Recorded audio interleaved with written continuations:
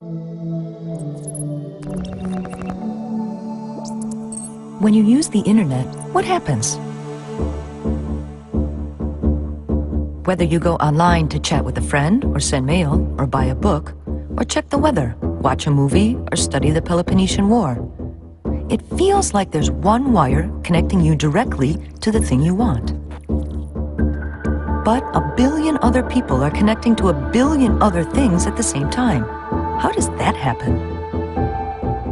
It's really about making agreements. Think of networking as a game. It only works if we agree to play by the same rules. Otherwise, it's not much fun.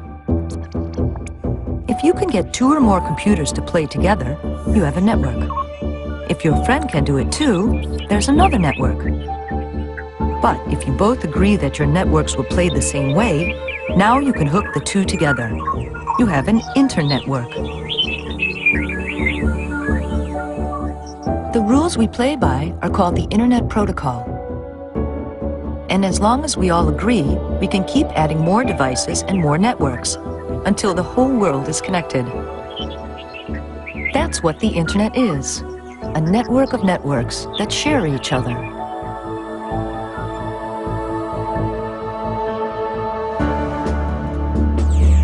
Every device on the Internet has its own unique address. Anything you send via Internet is really just a message from one device to another. But it doesn't travel in one big block. It gets pulverized into tiny packets of data, each one wrapped with info about what it is, where it came from, and where it's going. This way, your one message can actually take several different paths to its destination. Then, by following the protocol, the receiving device knows how to put it all back together. The strength of the Internet is that it's decentralized. With so many possible connections, there is no single point of failure. If one path gets overloaded or broken, your data just takes a different path. Even if a big chunk of the Internet gets wiped out, your message can still find its way.